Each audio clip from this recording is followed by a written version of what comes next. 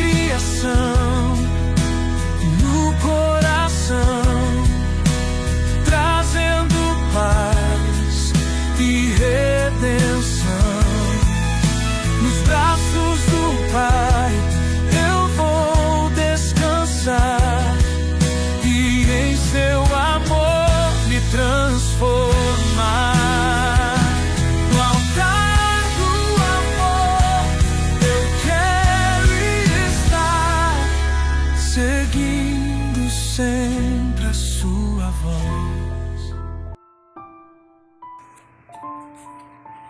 Gente, nem um dia sem Bíblia. Estamos aqui corrigindo, os 2 vídeos que eu gravei de forma duplicada, Eu gravei o Gênesis duplicado, então estamos continuando a leitura do nosso livro de Êxodo, capítulo 19, 20, 21, 22, 23 e 24. Então eu vou gravar tudo aqui em um vídeo só, em um áudio só, para que a gente possa corrigir e continuar então no próximo áudio, próximo vídeo, o nosso dia 29.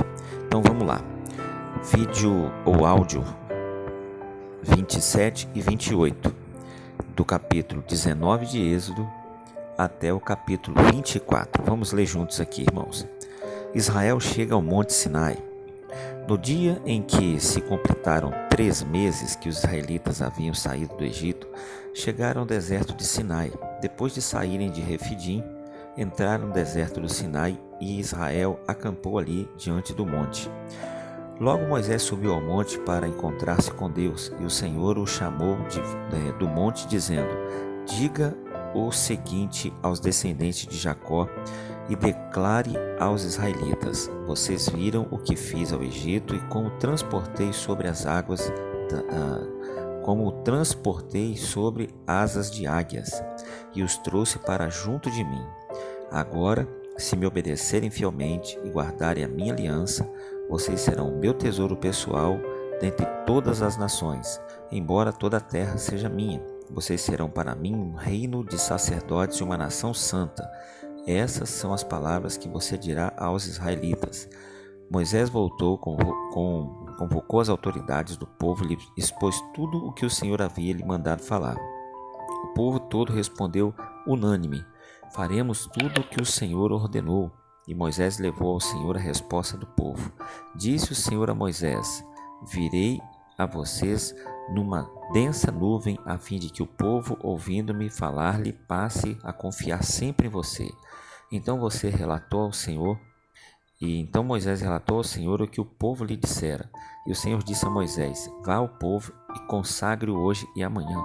Eles deverão lavar as suas vestes e estar prontos no 3º dia, porque nesse dia o Senhor descerá sobre o Monte Sinai à vista de todo o povo.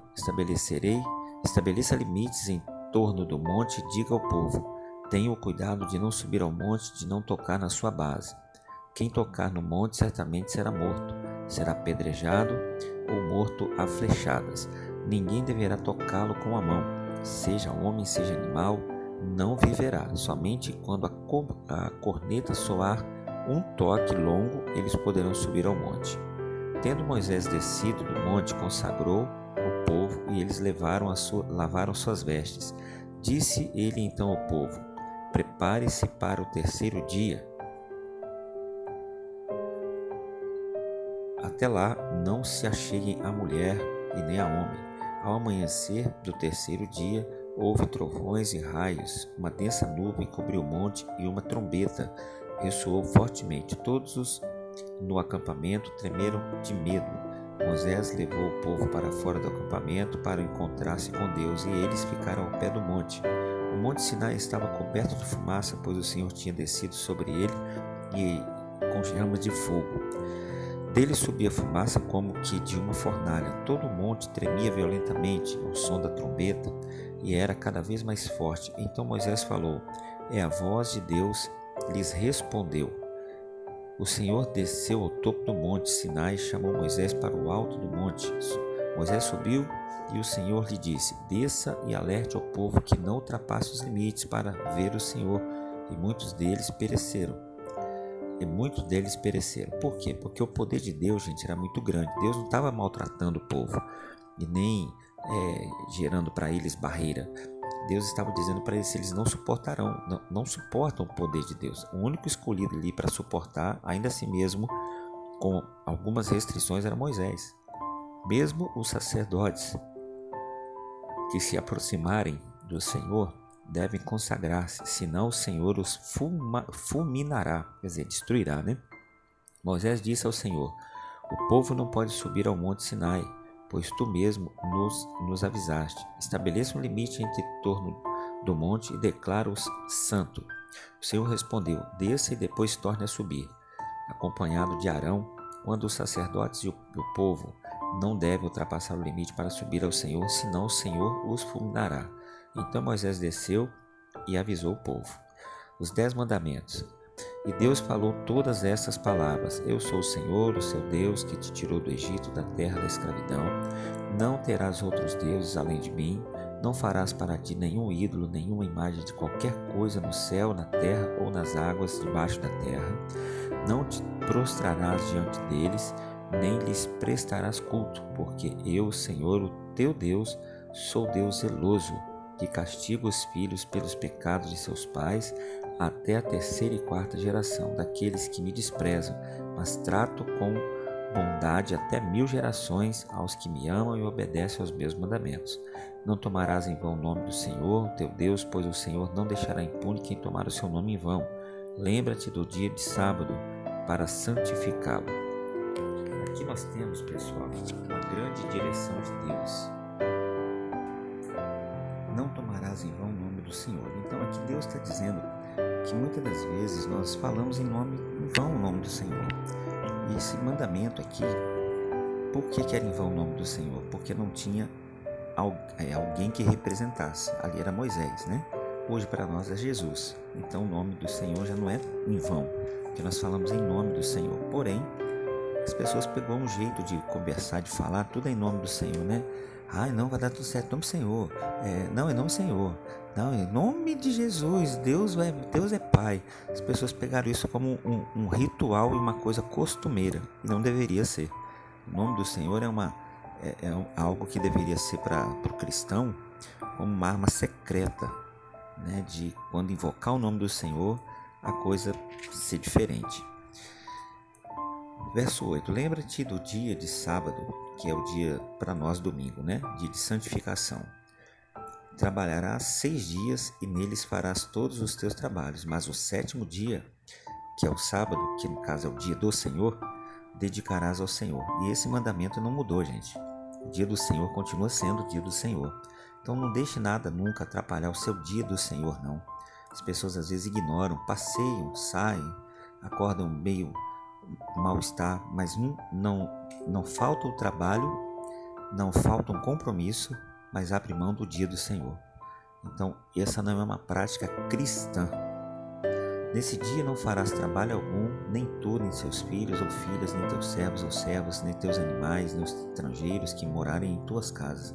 Pois em 6 dias o Senhor fez os céus e a terra, o mar e tudo que nele existe, mas o 7º dia descansou. Não porque Deus se cansou, é porque o 7º dia ele tirou para a santificação. Portanto, o Senhor abençoou o 7º dia e o santificou. Está escrito aqui: honra teu pai e tua mãe, a fim de que tenhas vida longa na terra, que o Senhor, o teu Deus, te dá. Não matarás, não adulterarás, não furtarás, não darás falso testemunho contra teu próximo, não cobiçarás a casa do teu próximo, não cobiçarás a mulher do teu próximo. Olha aqui, ó. Mandamento quebrado. Quem é o teu próximo? Um amigo, um irmão, alguém da sua família, né? Então o próximo é aquele que está perto, que tem vida com você. Então tem muita gente quebrando esse princípio hoje, e um dia vai pagar um preço grandioso. Nem seus servos ou servas, nem seu boi ou jumento, nem coisa alguma que lhe pertence, quer dizer, não deve cobiçar nada. Vendo-se o povo diante dos trovões e dos relâmpagos e do som da trombeta do monte fumegante, todos tremeram assustados, ficaram à distância e disseram a Moisés: fala tu mesmo conosco e ouviremos, mas que Deus não fale conosco para que não morramos. Por quê? O povo estava acostumado a servir um Deus mudo, um Deus em que as pessoas falavam que o Deus fazia isso ou aquilo, como hoje, né? A religiosidade, você fala que Deus, realmente, quando Deus fala, Deus direciona, as pessoas não têm uma certa credibilidade. Por quê? Porque não tem uma experiência com Deus, né? Então vamos lá. Versículo 20 em diante. Moisés disse ao povo: não tenham medo, Deus veio prová-los, quer dizer, veio discipliná-los, veio ensiná-los, para que o temor de Deus esteja em vocês e o livre de pecar. Isso quer dizer, trouxe para eles uma experiência pessoal. Quando Deus fala, Deus toca, Deus se manifesta, não é para a gente ficar com medo, é para a gente aprender. Mas o povo permaneceu à distância ao passo que Moisés aproximou-se da nuvem escura em que Deus se encontrava. O Senhor disse a Moisés: diga o seguinte aos israelitas: vocês viram por si mesmo que do céu lhes falei. Não façam ídolos de prata e nem de ouro para me representarem. Façam-me um altar de terra e nele santifiquem-me os seus holocaustos e as suas ofertas de comunhão. Tá vendo, pessoal? Não é invenção do homem, de um pastor, não. Oferta de comunhão, oferta de ceia, oferta de gratidão, oferta de fé, né? Suas ovelhas e seus bois. Onde quer que eu faça celebrar o meu nome, virei a vocês e os abençoarei. Se me fizerem um altar de pedras, não façam com pedras lavadas, porque o uso de ferramentas o profanaria. Não subam por degraus ao meu altar, para que nele não seja exposta a sua nudez. Então, todo cuidado diante do altar e no altar, né? São estas as leis que você proclamará ao povo. Se você comprar um escravo hebreu, ele o servirá por 6 anos, mas no 7º ano será liberto, nem precisar pagar nada. Se chegou solteiro, o solteiro receberá liberdade, mas se chegou casado, sua mulher irá com ele. Se o seu senhor lhe tiver dado uma mulher, e esta lhe tiver dado filhos ou filhas, a mulher e os filhos pertencerão ao Senhor, somente o homem sairá livre. Se porém o escravo declarar: eu amo o meu senhor, a minha mulher e os meus filhos, e não quero sair livre, o seu senhor o levará perante o juiz, terá que levá-lo à porta ou à lateral da porta e furar sua orelha. Assim ele será seu escravo por toda a vida. Nós chamamos de o servo de orelha furada, aquele servo que serve por gratidão e amor, não por obrigação. É o que todo cristão deve ser, o servo de orelha furada. Não por interesse também, não servimos a Deus por nada, apenas porque nós o reconhecemos que Ele é Senhor. E perto dEle, do lado dEle, na casa dEle, junto a Ele, é o melhor para nós. Se um homem vender sua filha como escrava, ela não será liberta com os escravos homens. Se ela não agradar ao seu senhor que lhe escolheu, ele deverá permitir que ela seja resgatada. Não poderá vendê-la a estrangeiros, por isso seria deslealdade para com ela. Se o seu senhor a escolher para seu filho, lhe dará os direitos de uma filha. Se o senhor tornar uma segunda mulher para si, não poderá privar a primeira de alimento, de roupas e dos direitos conjugais. Se não lhe garantir essas 3 coisas, ela poderá ir embora sem precisar pagar nada. Quem ferir um homem e o matar, terá que ser executado. Todavia, se não o fizer intencionalmente, mas Deus o permitiu, designei um lugar para onde poderá fugir. Mas se alguém tiver planejado matar outro deliberadamente, tire-o até mesmo do meu altar e mate-o. Isso quer dizer o que, gente? Até aqui, para não ficar confuso. Isso aqui é baseado na lei judaica, tá? Não é dos nossos dias, nem da nossa época. Porém, as leis elas são mundiais, universais. Se você comete um mal em alguém sem perceber, sem querer, então você tem ali um lugar para fugir. Isso quer dizer o quê? Uma oportunidade, né, de se retratar, de refazer a sua vida e também uma chance de fazer as coisas certas. Se você faz algo premeditado, já planejado, então, segundo Deus, é o réu confesso, ele tem que ser punido, né?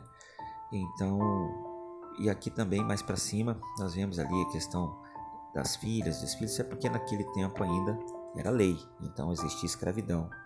Nesse obrigação como servos, né?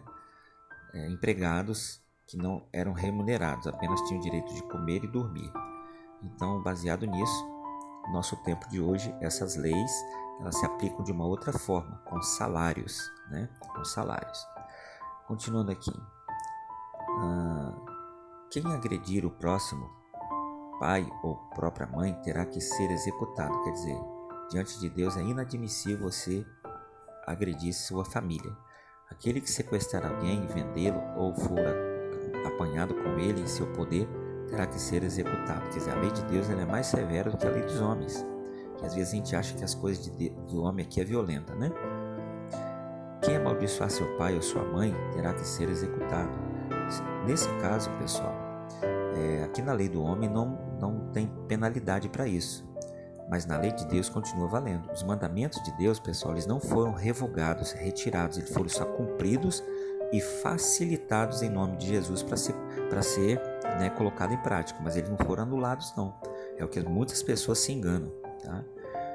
Se dois homens brigarem e um deles ferir o outro com uma pedra ou com um punho, ou com o outro não morrer, mas cair de cama, aquele que o feriu será absolvido.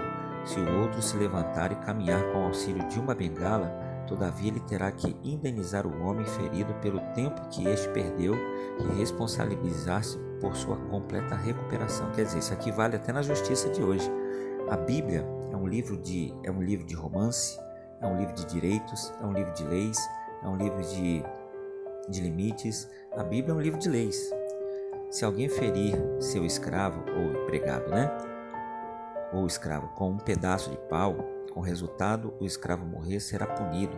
Mas se o escravo sobreviver um dos 2 dias, não será punido, visto que é sua propriedade. Quer dizer, nesse caso aqui, você comprava, então era seu, um objeto. Mas hoje não funciona assim mais, é a lei da humanidade, né? Isso aqui lembrando que era na lei judaica. Se homens brigarem e ferirem uma mulher grávida e ela der à luz prematuramente, não havendo porém nenhum dano sério, o ofensor pagará a indenização que o marido daquela mulher exigir, conforme a determinação do juiz. Para nós isso aqui hoje é os danos morais, né? E danos físicos também. Mas se houver danos graves, a pena será a vida por uma vida, olho por olho, dente por dente. Não mão por mão, pé por pé. Claro que hoje na nossa lei não funciona assim, mas tem países que funcionam. Queimadura por queimadura, ferida por ferida, contusão por contusão.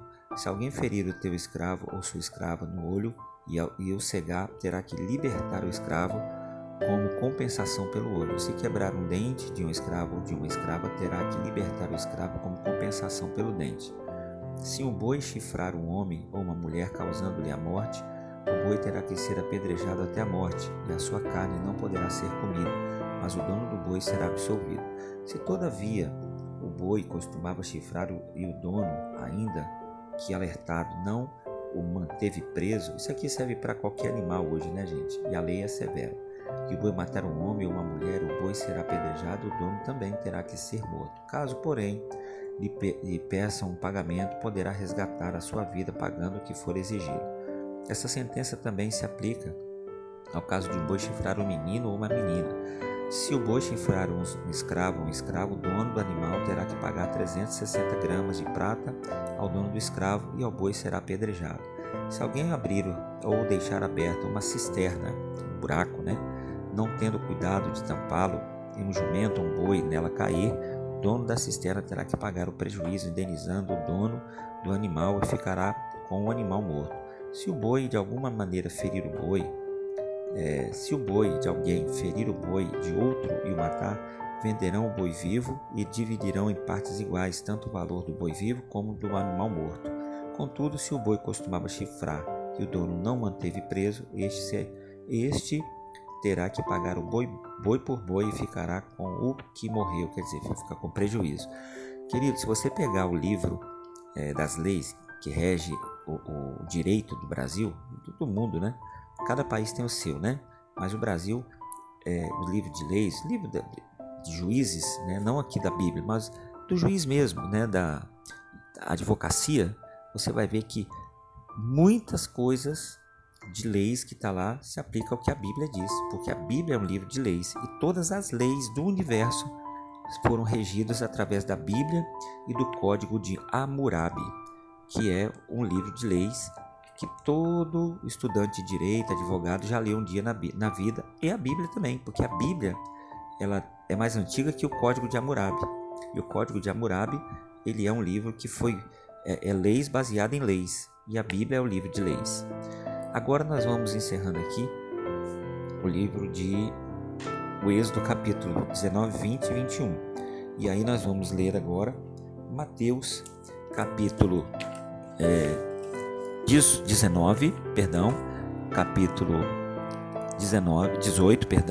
do verso 1 ao 20. Mateus capítulo 18, verso 1 ao 20. E aí nós encerramos o dia 27. Naquele momento os discípulos chegaram a Jesus e perguntaram: quem é o maior no reino dos céus? Chamaram então uma criança, ele colocou no meio deles e disse: eu lhes asseguro que, a não ser que vocês se convertam e se tornem como criança, jamais entrarão no reino dos céus. Portanto, quem se fizer humilde como esta criança, este é o maior no reino dos céus. Quem recebe uma destas crianças em meu nome está me recebendo. Mas se alguém fizer tropeçar um destes pequeninos que crê em mim, melhor lhe seria amarrar uma pedra de moinho no pescoço e se afogar nas profundezas do mar.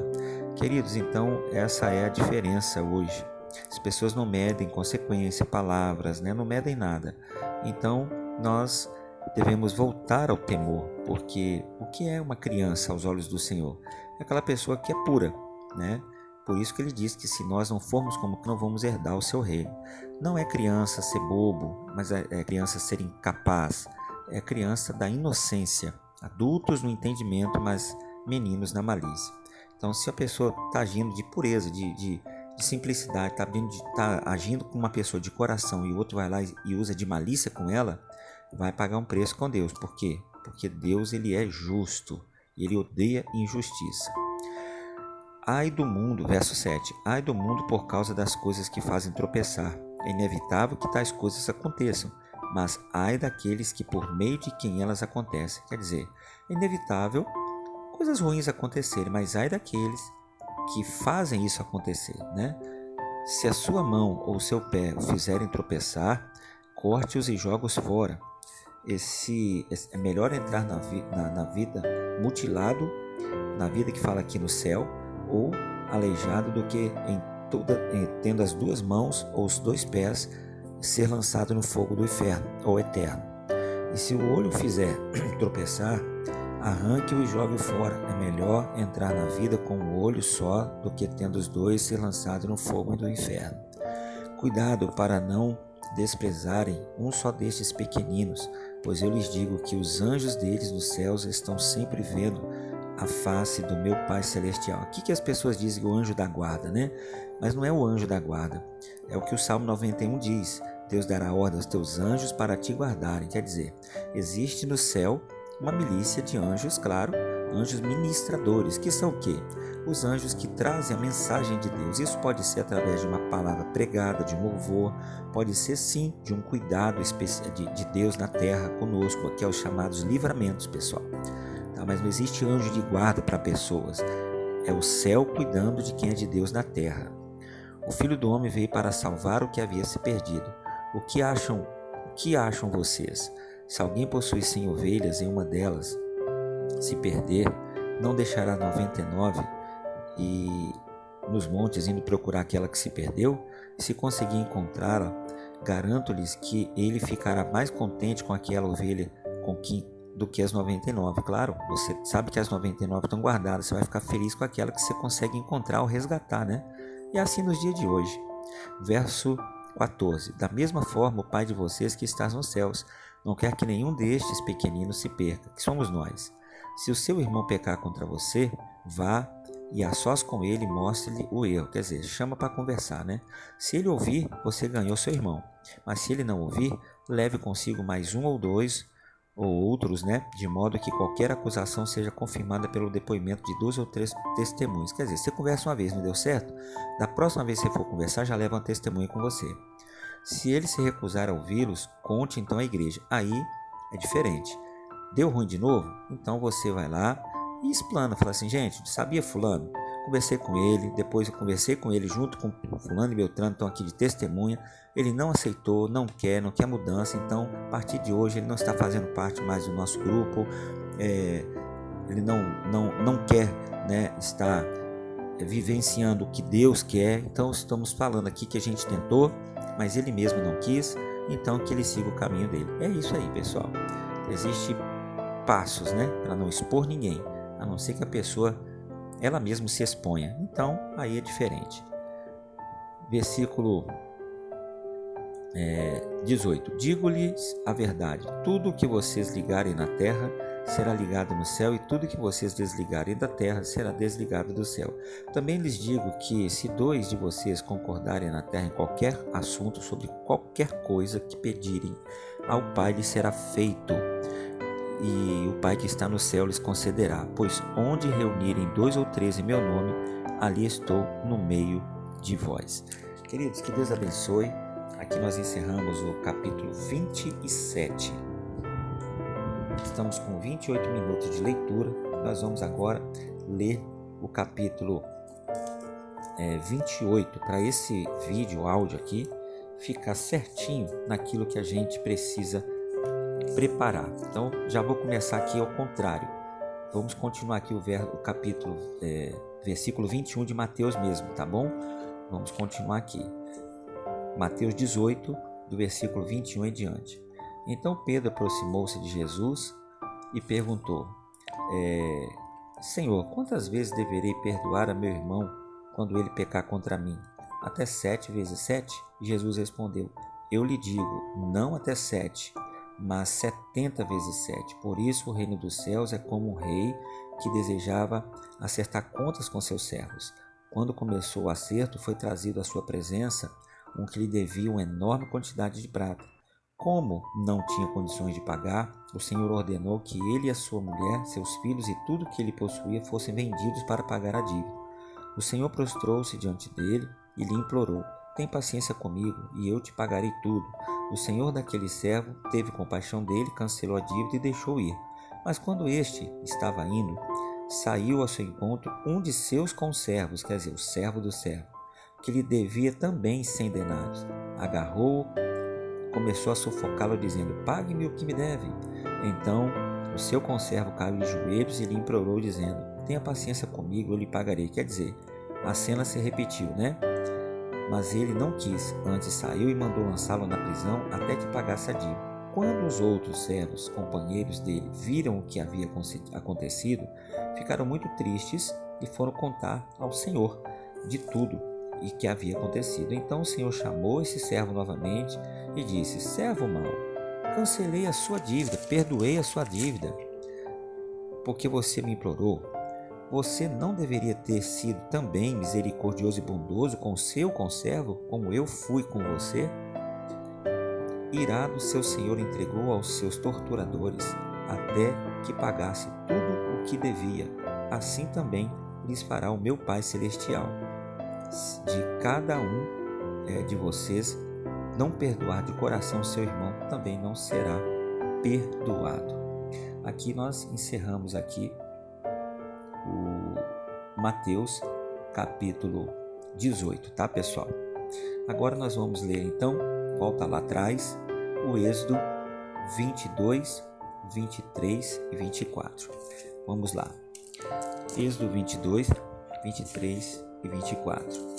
Aqui nós encerramos o dia 28, tá bom? 22, 23 e 24 do livro de Êxodo. Se alguém roubar um boi ou uma ovelha e abatê-lo ou vendê-lo, terá que restituir 5 bois e 4 ovelhas pela ovelha. Se o ladrão que for pego arrombando for ferido e morrer, quem o feriu será culpado de homicídio, mas se isso acontecer depois do nascer do sol, será culpado de homicídio. Vamos entender isso aqui. Se o ladrão que for pego arrombando for ferido e morrer, quem o feriu não será culpado de homicídio. Por quê? Isso é na lei de hoje também, é chamado legítima defesa, viu, gente? Mas, se isso acontecer depois do nascer do sol, será culpado de homicídio. Como assim? Porque antes aqui ele foi pego arrombando. À noite ele não foi pego.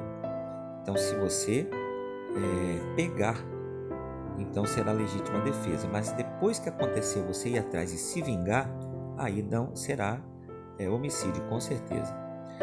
O ladrão terá que restituir o roubo, mas se não tiver nada, será vendido. Aqui no caso, como eu disse, era a lei no país que funcionava, né? Aqui no nosso caso não funciona. Tem país que quando se rouba e for pego, corta a mão então, e solta a pessoa. Outro raspa a cabeça. Então tem vários costumes. Aqui estamos falando do judaico. No Brasil, nós temos um ladrão na presidência do Brasil. Você quer esperar o que mais, né? Então vamos pular essa parte. O ladrão terá que restituir o que roubou. Nesse caso nosso aqui não existe isso. Aí só confiamos na lei de Deus mesmo. Mas se não tiver nada, será vendido para pagar o roubo. Se o que for roubado for encontrado vivo em seu poder, seja boi, seja jumento, seja ovelha, ele deverá restituir em dobro. Se alguém levar o seu rebanho para pastar num campo ou numa vinha e soltá-lo de modo que venha a pastar no campo de outro homem, fará restituição com o melhor do seu campo ou da sua vinha. É aquela coisa, né?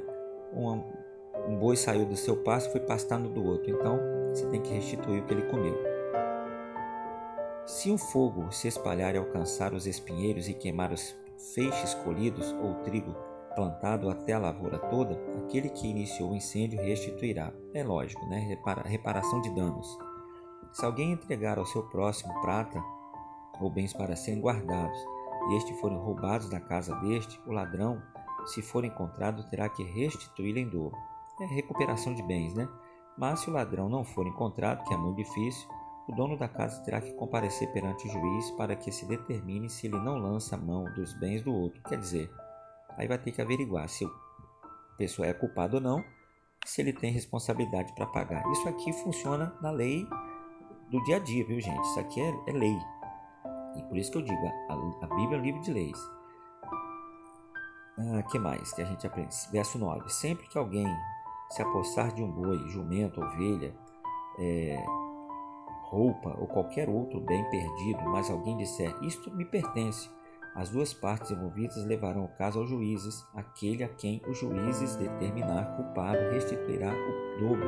É aquela coisa, né? Você pegou algo e falou assim, isso é meu, então prova, então vamos diante do juiz. Livro de leis, isso aqui é lei, isso aqui funciona até nos dias de hoje.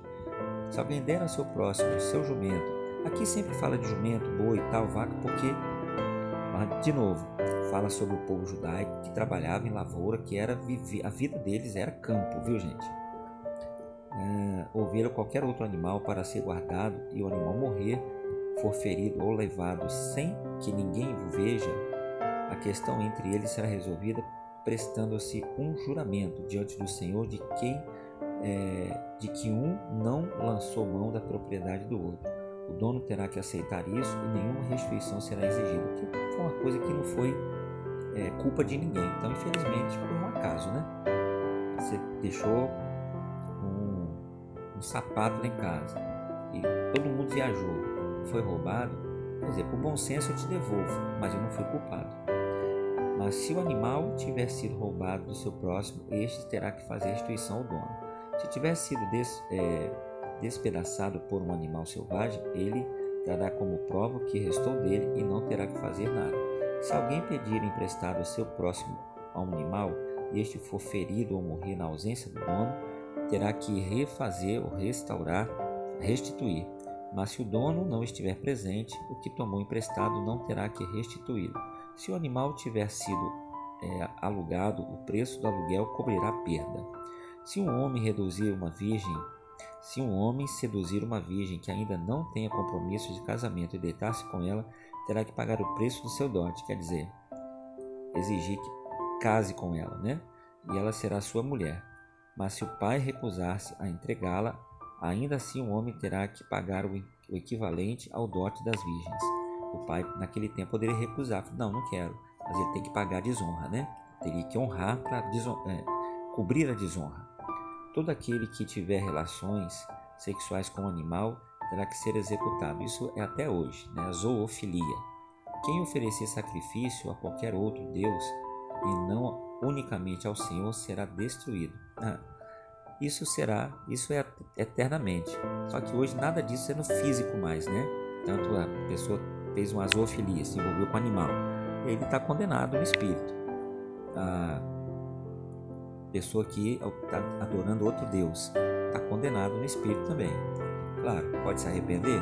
Pode, mas tem que ser de coração e mostrar frutos de arrependimento. Não maltratem nem oprimam o estrangeiro, quer dizer, uma pessoa de fora, diferente de você, pois vocês foram estrangeiros no Egito, que é o que Deus está falando. Não se esqueça de quem você é e não trate os outros com indiferença, porque Deus não te tratou com indiferença. Seja para as pessoas assim como Deus foi para você. É aquela pessoa que às vezes depois que se converte, né, começa a falar que é caçador de demônio e caçador de pecado de todo mundo, né? Ela se esquece de quem ela foi e como Deus a tratou e cuidou dela. Não prejudique as viúvas nem os órfãos, porque se o fizerem e eles clamarem a mim, eu certamente atenderei ao seu clamor. São as pessoas menos favorecidas, né? Tratar com desprezo. Com grande ira matarei vocês a espada. Suas mulheres ficarão viúvas e seus filhos órfãos. Claro que hoje isso aqui não funciona mais, mas a pessoa morre no espírito. Se fizerem empréstimos a alguém do meu povo, algum necessitado, que viva entre vocês, não cobrem juros deles, não emprestem visando lucro. Se tomarem como garantia o manto do seu próximo, devolvam-no até o pôr do sol, porque o manto é a única cobertura que ele possui para o corpo, em que mais se deitaria. Quando ele clamar a mim, eu o ouvirei, pois sou misericordioso. Não blasfeme contra Deus, nem amaldiçoe uma autoridade do seu povo. Não retenham as ofertas de suas colheitas. Aqui fala de novo.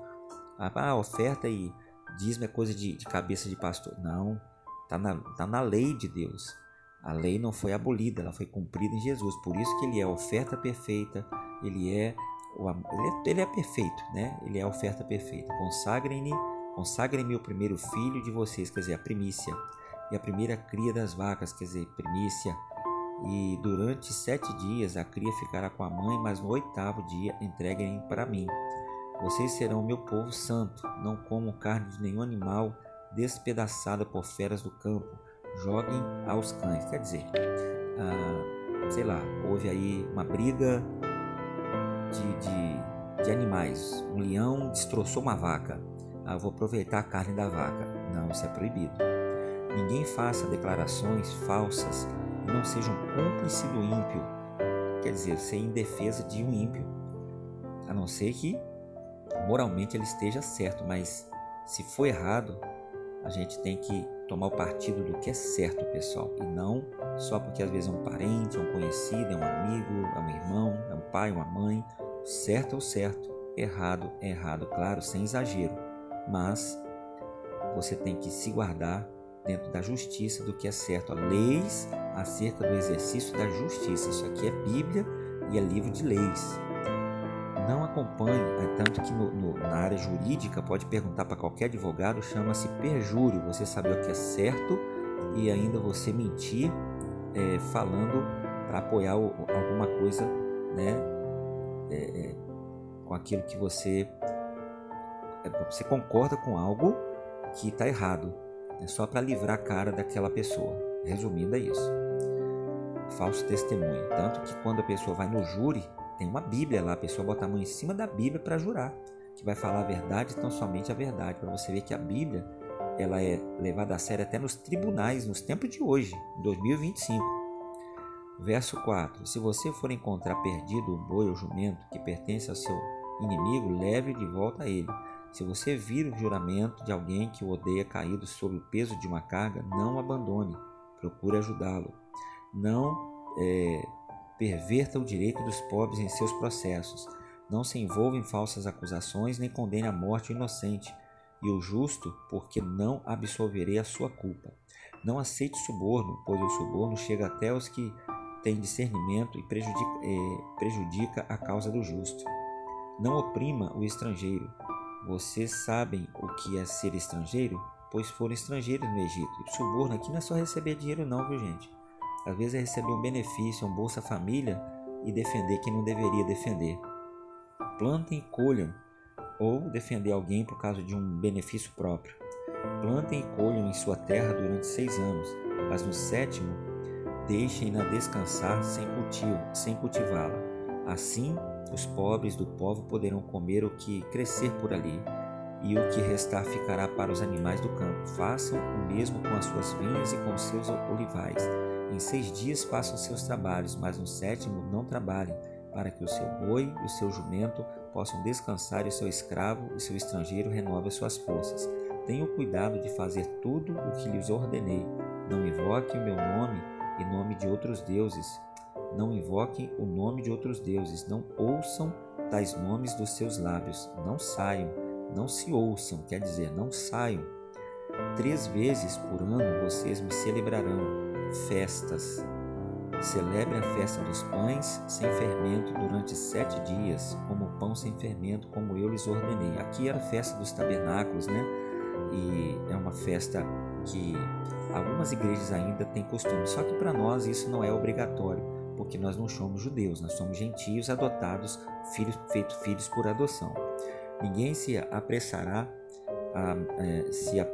a mim de mãos vazias. Isso aqui serve para todo o tempo, viu gente? Celebrem a festa da colheita dos primeiros frutos do seu trabalho de semeadura. Isso quer dizer primícia. Por isso que nós temos na igreja o dia da primícia. A primícia nossa é desde o primeiro dia do mês até a Santa Ceia. Celebrem a festa dos encerramentos da colheita, quando no final do ano vocês armazenarem as colheitas. 3 vezes por ano todos os homens devem comparecer diante do Senhor o soberano. Por que 3 vezes? Porque era a época de plantio, esperar para colher. Hoje para nós, quais são os nossos plantios e colheitas? De 30 em 30 dias, que é a nossa Santa Ceia. Não ofereçam o sangue de um sacrifício feito em minha honra com pão fermentado. Quer dizer, não segue os costumes dos fariseus, né? A gordura das ofertas de minhas festas não deverá ser guardada até a manhã seguinte. Tragam ao santuário do Senhor, o seu Deus, o melhor dos primeiros frutos da sua colheita. Não cozinhem o cabrito no leite da própria mãe. Eis que eu envio um anjo adiante de vocês para protegê-los por todo o caminho e fazê-los chegar ao lugar que tenho preparado. Prestem atenção e ouçam o que eu digo. Não se rebelem contra ele, pois não perdoará as suas transgressões, pois nele está o seu nome. Se vocês ouvirem atentamente o que lhe disser e fizerem tudo o que lhes ordeno, serem inimigos dos seus inimigos e adversários dos seus adversários. Quer dizer, o anjo aqui é o mensageiro, a mensagem. O meu anjo irá à frente de vocês e o fará chegar à terra dos amorreus, dos hititas, dos heveus, dos ferezeus, também dos cananeus, dos heveus, dos jebuseus, e eu os exterminarei. Não se curvem diante dos deuses deles, nem prestem culto, nem sigam as suas práticas. Destruam-nos totalmente e quebrem as suas colunas sagradas. Prestem culto ao Senhor, o Deus de vocês somente, e Ele os abençoará, dando-lhes alimento e água. Tirarei a doença do meio de vocês. Em sua terra nenhuma grávida perderá filhos e nem haverá mulher estéril. Farei completar-se o tempo de duração da vida de vocês. Não mandarei adiante de vocês o meu terror, que porá em confusão todas as nações que vocês encontrarem. Farei que todos os seus inimigos virem as costas e fujam. Causarei pânico entre os heveus e os cananeus e os hititas para expulsá-los diante de vocês. Não os expulsarei num só ano, pois a terra se tornaria desolada e os animais selvagens se multiplicariam, ameaçando vocês. Eu os expulsarei aos poucos até que vocês sejam numerosos o suficientes para tomarem e possuírem toda a terra. Isso quer dizer, Deus tem estratégias para nos levar à vitória e derrotar os inimigos. O que nós precisamos é nos mantermos fiéis a Ele. No tempo oportuno, Deus te honrará. Estabelecerei as suas fronteiras desde o Mar Vermelho até o mar dos filisteus e desde o deserto até o rio Eufrates. Entregarei às suas mãos os povos que vivem nessa terra, os quais vocês expulsarão diante de vocês. Não façam aliança com eles, nem os seus deuses. Não deixem que não deixe que esses povos morem na terra de vocês, senão eles os levarão a pecar contra mim. Quer dizer, não se envolve com pessoas de outra forma de vida, né? Amizade, respeito, educação é uma coisa, convivência é outra. Por quê? Porque não tem comunhão, você vai cair. Porque prestar culto aos deuses deles será uma armadilha para vocês. Depois Deus disse a Moisés: subam ao monte para encontrar-se com o Senhor, você e Arão, Nadab e Abiú e 70 autoridades de Israel. Adorem à distância. Somente Moisés se aproximará do Senhor, os outros não. O povo também não subirá com ele. Quando Moisés se dirigiu ao povo e transmitiu-lhe todas as palavras e ordenanças do Senhor, eles responderam em uma palavra, uníssono, né? Quer dizer, em uma só voz: faremos tudo o que o Senhor ordenou. Moisés então escreveu tudo o que o Senhor disse. Na manhã seguinte, Moisés levantou-se, construiu um altar ao pé do monte e ergueu 12 colunas de pedra, representando as 12 tribos de Israel. Em seguida, enviou jovens israelitas que oferecessem holocaustos e novilhos como sacrifícios de comunhão ao Senhor. Moisés colocou metade do sangue em tigelas e a outra metade derramou sobre o altar. Em seguida, leu o livro da aliança para o povo e eles disseram: faremos fielmente tudo que o Senhor ordenou. Depois Moisés aspergiu o sangue sobre o povo, dizendo: este é o sangue da aliança que o Senhor fez com vocês, de acordo com todas as palavras, uma preparação para a santa ceia do sangue de Cristo, né? Moisés, Arão, Nadab, Abiú e 70 autoridades de Israel subiram e viram o Deus de Israel, sob cujos pés havia algo semelhante a um pavimento de safira, como o céu em seu esplendor. Deus, porém, não estendeu a mão para punir esses líderes do povo de Israel. Eles viram a Deus e depois comeram e beberam. Disse o Senhor a Moisés: suba o monte, venha até mim, e fique aqui, e lhe darei as tábuas de pedra com as leis e os mandamentos que escrevi para a instrução do povo. Moisés partiu. Até então, gente, o pessoal vivia no achismo, cada um fazia o que achava que era bom. Daqui para frente, leis, livro de leis, é a palavra de Deus, é a Bíblia. Moisés partiu com Josué, seu auxiliar, e subiu ao monte. Disse ele à autoridade de Israel: esperem-nos aqui, até que retornemos. Arão e Hur ficarão com vocês. Quem tiver alguma questão para resolver, poderá procurá-los. Quando Moisés subiu, a nuvem cobriu o monte, e a glória do Senhor permaneceu sobre o monte Sinai. Durante 6 dias a nuvem cobriu o monte. No 7º dia o Senhor chamou Moisés no interior da nuvem. Aos olhos dos israelitas, a glória do Senhor parecia um fogo consumidor no topo do monte. Moisés entrou na nuvem e foi subindo ao monte, e permaneceu no monte 40 dias e 40 noites. Foi aí que o povo, pessoal, nós vamos ler amanhã, foi aí que o povo achou que Moisés tinha morrido. Aí nós vamos ver aqui, o povinho difícil de lidar, viu? Só Moisés mesmo, até Deus perdeu a paciência, mas Moisés não. Espero que você possa colocar em dia, dentro do seu tempo, que Deus fale mais ao seu coração.